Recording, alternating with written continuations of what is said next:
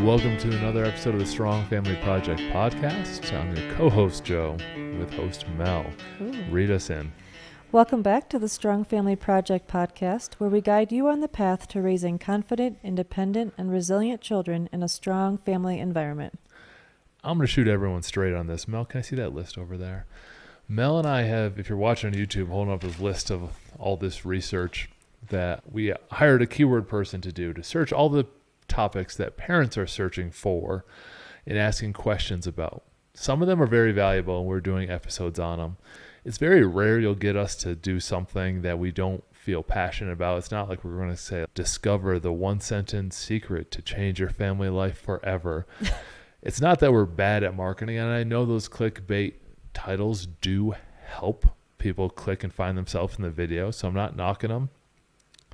It's just not our style, and I am finding a lot of the questions that parents are asking are not the right questions, unfortunately. They're asking very tactical questions where they're looking for one little sentence that they can change. They're asking what they can do to their children. I mentioned this on the Strong Family Project podcast before. This is a whole unit. And it's, yes, you are a parent and a leader, but if there's thousands and thousands of people that search something like, what are 2 ways I can increase my child's intelligence? Okay, like that's an okay question, but we need to take a step back and talk about family culture and everything behind it. It's not, hey, have them read this book and do this thing. It's not as simple as that. And we would be doing you a disservice if we got on here and just searched the keywords and just made flashy titles and tried to make a channel grow based on clickbaity headlines. We're going to talk about the real stuff today. It's stuff that we haven't really heard talked anywhere else, and I think it's really valuable for you, but unfortunately that means for us that not a lot of people are going to search the content that we're providing for you today. So long story short, if we're providing you value, we do need you to share the podcast. That's the only way it'll spread. Otherwise, we got to go down the other path of chasing clickbaity headlines and all that other stuff. We'd rather provide you the straight high-value content, you to say, you know what? Joe and Mel hooked me up. I'm going to hook them up with a little bit of a share or an introduction to my friends. I'm going to email this episode to a family, text it over to somebody. It doesn't always have to be a social media share. So we're going to get into today's episode. It's on assets and value that you can provide as individuals to your family that probably no one will search, but is one of the most valuable concepts to talk about. I shared this concept on the front porch with a friend of mine that I really respect his thoughts on his family. And he said, wow, I've never really heard it explained like that. And he started writing in his daughter's journal about it to help teach his kids it. And it made a big impact in my life because this person's a great parent. And to have this language that we use with our children and not be able to not have shared it, I apologize. We're going to share it today. Mel, what do you got? I want to start by saying it's an important mindset shift / including new language in your home. So you just mentioned that. But ever since we started talking and teaching our kids how to be an asset, how to bring value, now I simply ask that question to them in situations. I'll say, how can you bring value to this situation? So I appreciate if there's any takeaway that you can just add that question into your language, vocabulary with your family life, and I think it'll make a big difference. When people hear the word asset, they start to blank out. Balance sheets, assets, liabilities, high school economics class, or wherever you might have heard it before. And yes, you should probably know what assets and liabilities are if you're running your household. Assets are things that provide, let's make it real simple. Assets are things that provide value.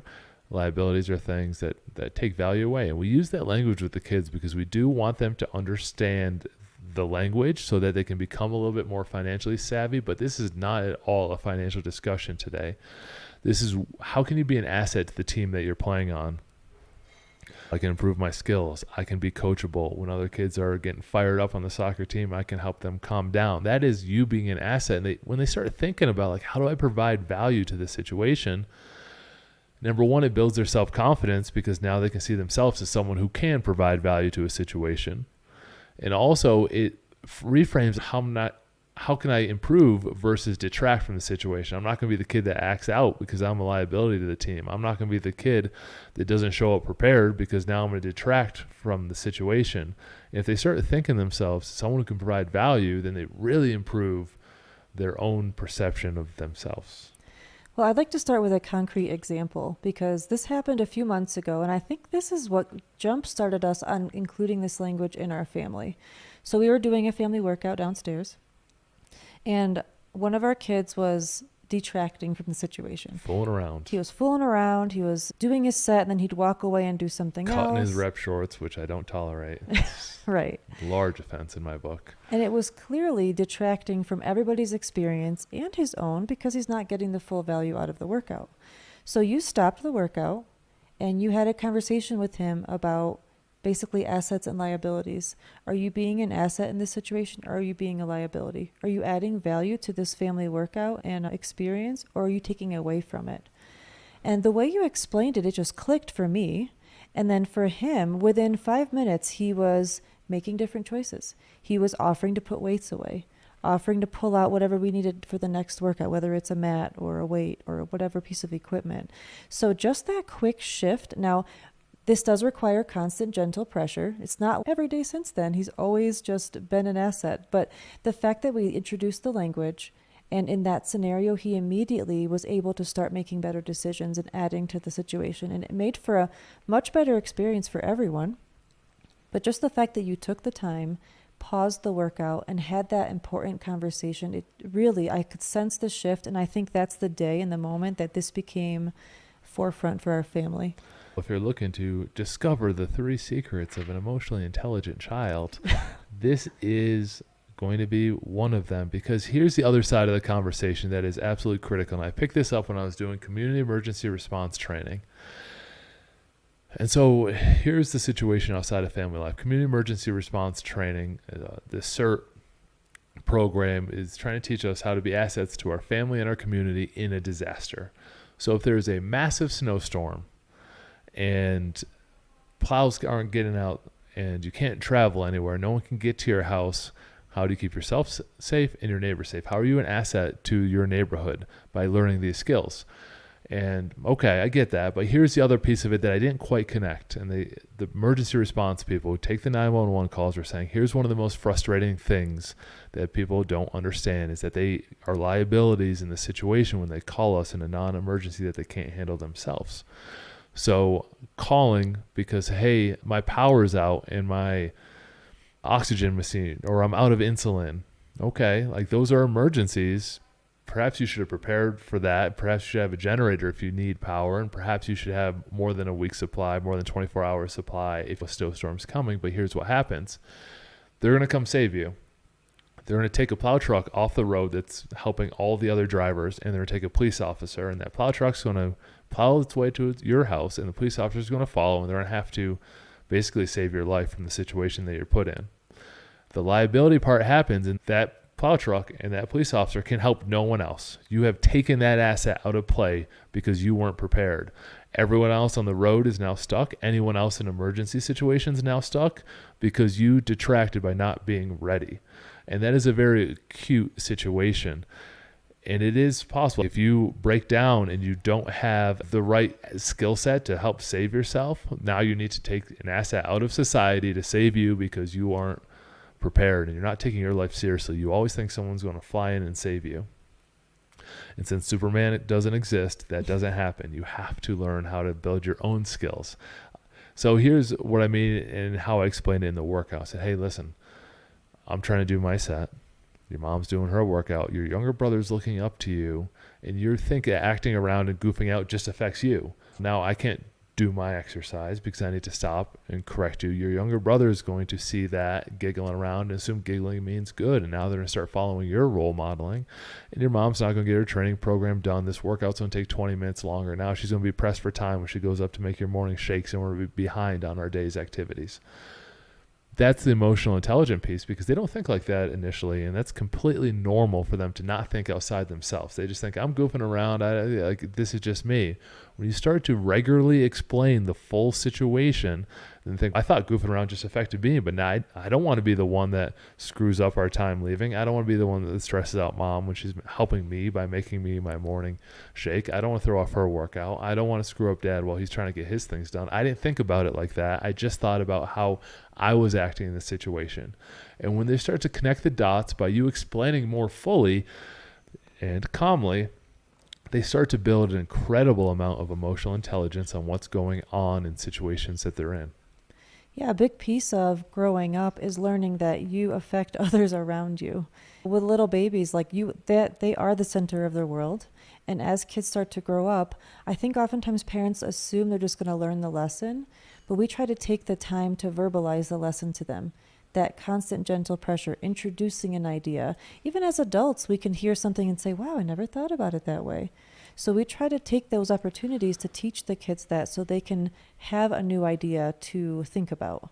And like you said, emotional intelligence, it really is figuring out how your choices, your words impact those around you. I used a simple example before on a different podcast just about, hey, if you leave your stuff around, someone else has to pick it up. And that is affecting the people around you. So your choices affect others. How can I be an asset? I can walk around and make sure I've cleaned up everything. How can I bring value? I can offer to play with my brother when he's feeling down. Like, it's always now seeking out ways to provide value. So I think that's the ultimate goal, is when you take the time to discuss this with your kids, to bring it up, to have that constant gentle pressure. The goal eventually is that they will think of it on their own. And now they see themselves as people who can provide value. When they, hey, can you play with your younger brother for a little while? Yeah, I can do that. I can provide value. Can you read him a book while we're doing this thing? Yeah, I can contribute and add value that way. And you can start seeing these wins stack up in their mind that they are providing value. It is so much about communication and framing and how you say it. So that's why I want to shoot this episode. It's not like, hey, like, I'm so busy, can you just do this thing for me?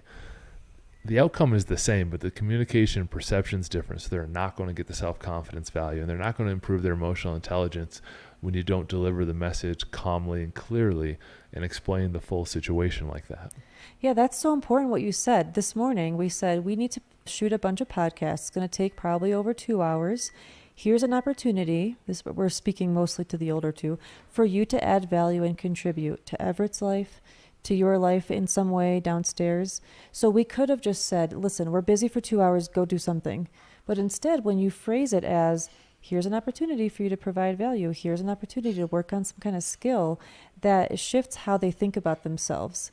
And a simple example for Everett, since this applies to little ones as well, and we've talked about this many times, but at the dinner table, the way he provides value is by asking us our gratitude for the day. He gets to choose who's going to speak next. That's his way of adding value. He feels valuable because he can do that for the family. Your kid is never too young to find some way for them to add value. It's really incredible. Or Henry and Everett often play soccer in the other room by my desk.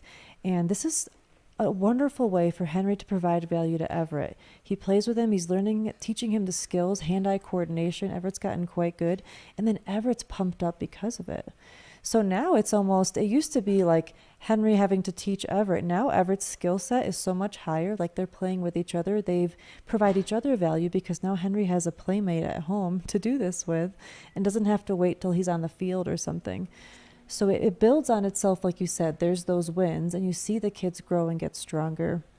It's really cool to watch them grow, but it's that consistency of the language and the clarity of how you explain it to them. Let me give you a couple more examples so you can find some in your own life. Let's take, we just did an episode on healthy eating that was released on both YouTube and our podcast platforms, and it was talking about what do we do if the kids don't like dinner? There's 3 or 4 healthy options that they know how to make themselves. They don't get to take mom and dad's time to then make them something separate because they don't want it. It's understandable to not want a meal. You need to provide value by solving that problem and showing up at the table with the food from the options that we chose by yourself. And you're not detracting from the time spent.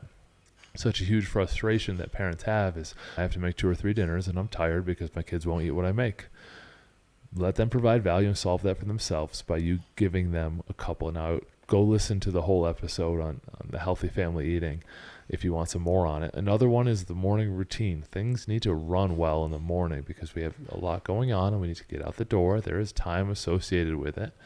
And so the kids have their chores, their opportunities to contribute to the family, and they do a great job at them every morning. However, if they just get out of bed tired and they come upstairs, now it takes your energy to boost them up and, let me get your backpacks, get your stuff. Like, now you're doing all the work for them. It's zapping your energy. They become a liability, and you're not explaining it well to them because now you can't deliver on what you need to do because they've detracted from that situation and you have not taught them how to improve that yet. And so there's another couple examples on how you could use it in your own life. And then this spills over because earlier this week you were out of town. I had to go open a bank account. And with our kids being a little older, we can leave them home. But I can only do that. I feel confident leaving them here because they are assets, because they add value. I know they can prepare a meal for themselves and their little brother. I know that they know what to do to reach me if they need to. We've taught them these skills over time, and they see themselves as assets, and actually leaving them home for a little while on their own helps them grow to be even more valuable because they found things to do. And sometimes they set things up, like they'll put my computer in the kitchen because that's how they're going to reach me if they need to. And they're prepared and they feel good about being prepared. Or the other day, we're going down to the creek and Everett and I want to walk through the creek together. Logan and Henry decided they wanted to ride their bikes down. So I said, okay, meet me down there with your bikes, whatever. Not only did they ride their bikes down, they had prepared a backpack with their swimsuit just in case. They had brought their RC crawler and RC boat. Like, they had thought through how they were going to add value in the situation to have more fun at the creek. It was really cool. And that what I didn't say to them, hey, make sure you bring this and this. They thought of it on their own because they're thinking outside of the box. They're thinking bigger. My friend Vince always says, don't do for kids what they can do themselves. Don't go swooping in and try to do it because it's not teaching them how to provide value to their own lives. It's doing them a disservice when you're constantly needy by providing them something so that you feel good about it or get the gratitude yourself. Or because it'll just be faster. Like, I oftentimes want to just do things for them because it'll be less messy and quicker. But I've shifted my mindset where if I allow them to do it, not only will it will take longer, maybe it'll be more messy, but I know they're going to gain a skill from it. I enjoy not saying a lot. Very many people, but you hear me say the names because I am forever grateful for the lessons I learn. I just think about, and I'm quieter, and I like to just think about what people take their time to share with me. And so I just mentioned one from a friend, Vince. I'll mention one from another good friend, Carly. She says it in a marketing perspective because we've done business work together. But just be aware of how you show up. Like, hey, we want to show up for people this way. We want to show up for them this way. Like, hey, if we're doing a community relationship project, we want to make sure that we show up extra for these people. You can start using that phrase. Like, be aware of how you show up. Be aware of how you show up in the morning. Be aware how you show up at the dinner table. Be aware of how you show up at school. Be aware of how you show up at work or whatever it is. Have some awareness around whether you're providing value, you're an asset to that situation, or you're acting out and detracting. Sometimes we do that as adults. I've been there before where I've come unprepared for things. And I feel guilty. Like, shoot, like someone had to give me something that they had because I didn't bring it with me. I was a little bit of a liability in that scenario. Go ahead. So last year in school, Henry's teacher, she was great, Miss Riffle, and she did this thing with the kids where whenever they would say they weren't good at something, they'd have to change it and make it positive. And oftentimes they would add the word yet. So, I'm not good at math facts. You're not good at math facts yet. So I think sometimes what is helpful here is if you realize that there's a skill that would help a child or even you as an adult be an asset and bring value, that you don't have that skill yet, point that out. Yeah, we don't have this skill. How can we then attain it? Maybe as a family, maybe as an individual. But asking yourself, yet, I'm not good at this yet, I think is a really great way to identify where you're lacking and where you can grow as a family. I've got two more quick points on this. One is that we'll get into an episode on social currency. Mel, write that down. That's going to be a very important concept to chat on as well. But understand that if you're always talking financial value, you're always talking how much money can you make, how much money things are, what things cost, what you can buy, what you can't buy, quote unquote, or don't want to buy, don't want to allocate your resources for. The kids assume that money is the ultimate determinant of value. I encourage you to spread their vision and say that those actions provide value. Their gratitude provides value to your life. Start to celebrate other ways that value is provided other than just money, and make a huge habit of that. It is a life changer if they can start seeing the things that they do as equal to as how much money something is. What can they contribute to the situation? Well, their value, their time, their effort, and those values need to be thanked and appreciated, even if it's coming from a 5-year-old. I asked the kids to write what they think success is, and I specifically in the question said, and not just financial. Like being successful, there are so many different pieces of it, and it's not just money. I think it's important for kids to realize that you can be valuable, you can be an asset, and it has nothing to do with money. My last thing I wanted to question, and I can go first while you think on it if you need it. Give an example of a time where you provided immense value to a situation. I have an example for you. I have to think of one for me. Which one? The one recently? I can share that one while you're thinking. Okay. Good example, because we were talking the community emergency response training, and we moved out here to wilderness first aid. I've always done first aid in the fitness industry to make sure that I was prepared to keep clients safe when needed. And yesterday I was driving home, and a gentleman goes ripping by on his motorcycle and can't navigate the corners up this mountain pass. Motorcycle kicks out. He goes tumbling, rolling over. Motorcycle pins his arm underneath. It is a mess. No helmet on. A lot of his, I'm trying to think of a pleasant way, basically a lot of his skin kind of got the cheese grater experience from riding down the road. Right arm, it's just road rash. It's all red, side of the face. And since he had ripped past me, I was very close to him, behind him. Another gentleman stopped and used his truck to block the lane because it's a 2-lane highway. This guy's pinned underneath a motorcycle on the highway. And fortunately, the person in front of me stopped, put his 4-ways on to block that lane. I went around and blocked the front so no one's coming in, because it's right around a tight corner. There's no side on this road. It's a mountain on both sides. There's nowhere to put them. And so I was able to take that time that I invested in the training to grow my skills as the asset to the situation. And the person who stopped first was a great man who really wanted to help the situation, but he didn't have any of the skills. So we were like, all right, we need to decide what to do. And since I was a certified first responder, I was able to navigate the situation a little bit to basically, we have to assess is it safe for him to stay there? No, because there's still cars squeezing by the other lane, like honking at us and upset that the traffic is stopped while we're trying to save this guy who's in a dire situation, because a couple of days prior, a motorcycle crash in the exact same area took the person's life. This is no joke. And I was able to lift up the motorcycle that was pinned underneath the other guy. I was able to roll him out. We were able to get him to the side. He stood the motorcycle up, and we were able to provide some assistance to him and keep him calm, because that's part of the training. Assess the injuries, not too pretty of a situation, but to just stay calm so that he would stay calm and not panic, because it could have been much worse had he been pinned on there. Myself and this other person, not stopped to get him out of the road, to not have the strength to lift the motorcycle, to not have the skills to get him to the side and speak calmly. Because 5 years ago, I'd been like, whoa, wow, like part of your face is missing. This is not good. I was calling 911. I had some bottles of water in the car. I had some first aid kit in my car, and I was able to help contribute to that situation, largely along with the other gentleman. And then a few minutes later, someone who was a firefighter stopped and had higher training than me, so took over the situation. Then the EMT stopped, and then the police arrived, and then the ambulance came, and I had to move my truck so the ambulance could park there. But it was a dire situation for a little while there. There was just 2 of us there, and cars zipping by, and someone pinned underneath a motorcycle that is badly injured and having to make a call, versus just being like, I don't know what to do, and just slowly driving by or not making eye contact with it, that so many people did. Yeah, that's a powerful example. I thought of 2 for myself, because I think this might relate to some people. One is I homeschooled my kids for a year, and I have a lot of respect for people that homeschool all the time. It really is a very selfless act, and it requires you to provide value to your kids every day above and beyond the regular parenting stuff. You're basically their teacher, and they become their own teacher in some ways.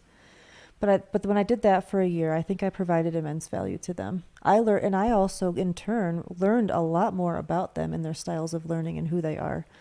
The other piece that's more recent is in the last 6 to 9 months or so, we have taken on this task of finding healthier ways to eat.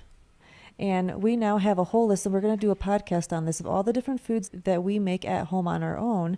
And we've gotten into a good groove now, but I think I provide great value in that way. I prepare so much of that. For example, we make kombucha, which I'm drinking while we do this podcast, and sourdough, and at least 10 things that we now make at home. And that provides value to us as a family. The kids can see that there's other ways of doing it than just dependence on the store all the time or on going out. And it's brought us closer together and just made us a healthier family. So that's that's value that I think I contribute now day to day. I think you glossed over that first one a little bit too quickly. I think you provided immense value to the family in a way that I could have not made it work with as busy as we are, as chaotic as the world was, as stressed as the kids were about what was going to happen next. Was school going to open? Were they not going to open? I'm running the company, and you stepped up and provided immense value to the family to provide some calm in be the eye in the storm, and provide a little bit of calm so that the kids could have a regular daily routine when the whole world was turned upside down. I think that provided immense value. So great job. I want to thank you for that again. I appreciate that. Thank you for listening to another episode of the Strong Family Project podcast. We're going to lean into some of these more difficult conversations like we're having today that, hey, they might not tickle the Google's fancy, so we really encourage and need you to share it. Send it over to a friend, text it to a buddy if this can help somebody else out. It provides us with a lot of great feedback. And you can download the 7 steps of Strong Family Path over at strongfamilyproject.com. Thank you for listening.